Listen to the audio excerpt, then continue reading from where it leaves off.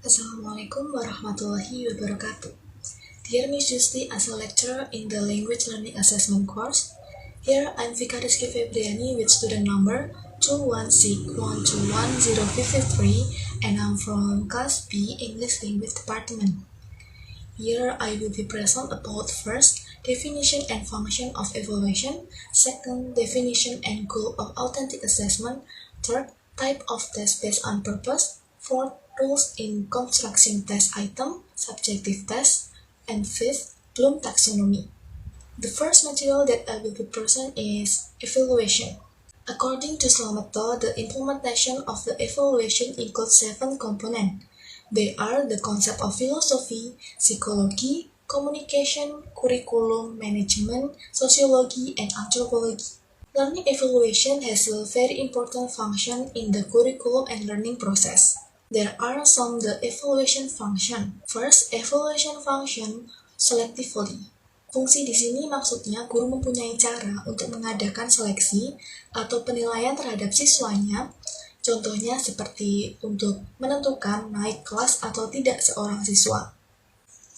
And then the second is evaluation of diagnostic functioning. Fungsi ini mengharuskan guru untuk melakukan diagnosis kepada siswanya dengan maksud untuk mengetahui kelemahan dan cara untuk mengatasi kelemahan tersebut pada siswa. And then the third is evaluation function as placement. Maksudnya, guru melakukan penilaian untuk mengetahui tolak ukur siswa dan mengelompokkan siswa-siswanya sesuai dengan kemampuannya. Fourth, evaluation serves as a measurement of success. Fungsi ini dimaksudkan untuk mengetahui sejauh mana suatu program berhasil diterapkan atau tidak. Kemudian proses evaluasi juga membantu untuk menentukan apakah peserta didik maju dengan kecepatan yang diharapkan oleh guru atau tidak. And then the second material that I will be present is authentic assessment. Authentic assessment is evaluation method that measure a student knowledge and skills in a way that closely resembles real-world tasks and situation. Jadi tidak seperti metode penilaian tradisional yang mengandalkan tes standar dan pertanyaan pilihan ganda, penilaian autentik mengharuskan setiap siswa untuk menunjukkan pemahaman dan kemampuan mereka melalui tugas dan proyek dunia nyata yang praktis. And then authentic assessment can take many forms, such as performance-based assessment, portfolio case studies, simulation, and project-based assessment.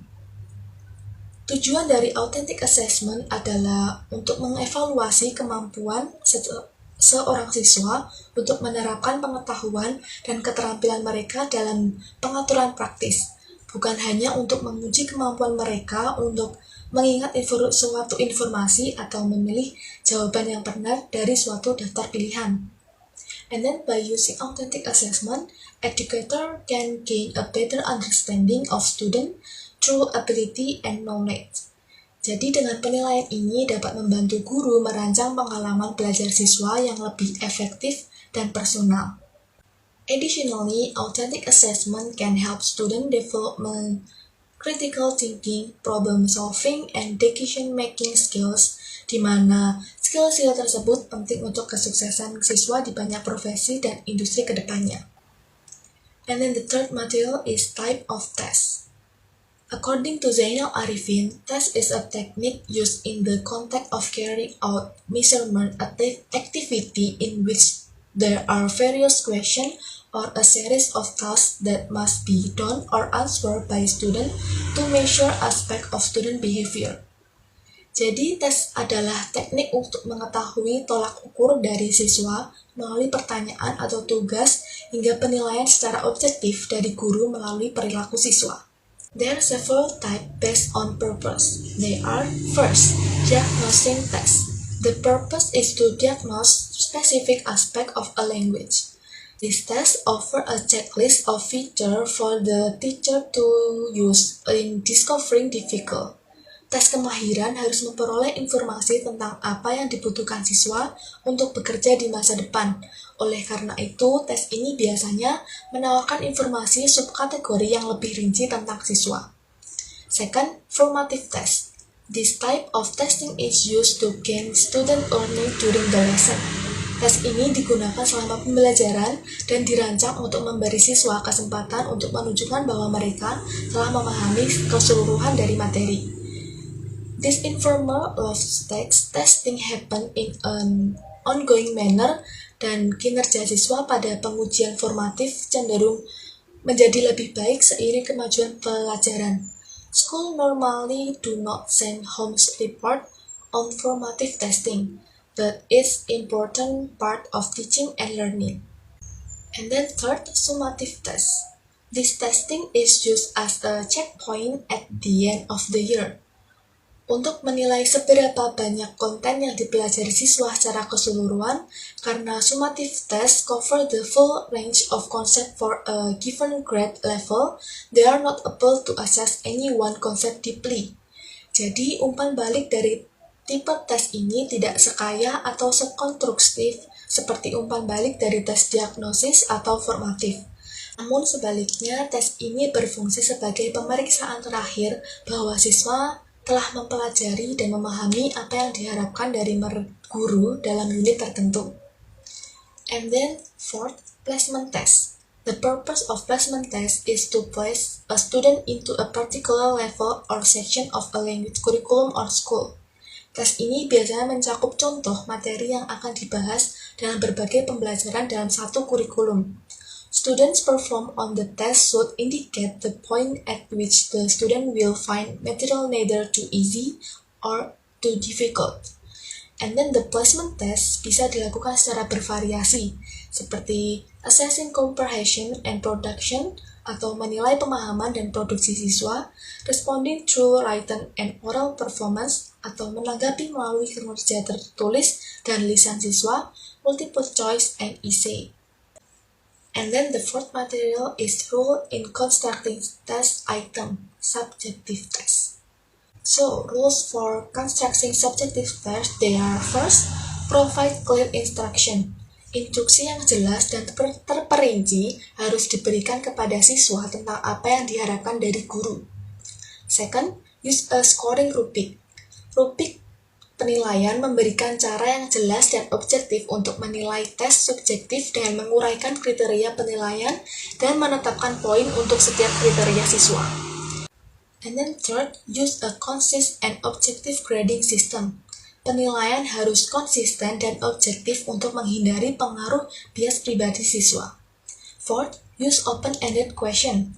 Open-ended question memungkinkan untuk siswa menunjukkan pemahaman mereka dan juga mengungkapkan pemikiran mereka dengan kata-kata mereka sendiri. And then fifth, provide feedback. Berikan umpan balik terperinci kepada siswa untuk membantu mereka memahami kekuatan dan kelemahan mereka dan bagaimana mereka dapat mengingat. Jadi dengan mengikuti aturan tersebut, guru dapat menyusun tes subjektif yang reliable, valid, and efektif dalam mengukur hasil belajar bahasa peserta didiknya. And then the last material that I will be present is about Bloom Taxonomy. Bloom Taxonomy is a framework atau kerangka for categorizing educational costs and objectives into level of complexity and specifically. It was originally developed by Benjamin Bloom and his colleagues in 1956 and has since been revised several times. The original 1956 taxonomy had 6 levels. There are first, knowledge, kemampuan untuk mengingat informasi asli, konsep, atau data. And then second, comprehension, kemampuan untuk memahami makna informasi, konsep, atau suatu data. Third, application, kemampuan untuk menerapkan pengetahuan atau konsep untuk memecahkan masalah atau menyelesaikan suatu tugas. Fourth, analysis, kemampuan untuk memecah informasi menjadi bagian-bagian komponen dan memahami bagaimana mereka berhubungan satu sama lain. And then fifth, scientist, kemampuan untuk menggabungkan informasi atau konsep dengan cara baru untuk membentuk keseluruhan yang baru. And then last, evaluation, kemampuan untuk membuat penilaian tentang nilai atau kualitas informasi, konsep, hingga data. And then there was a revision in 2001.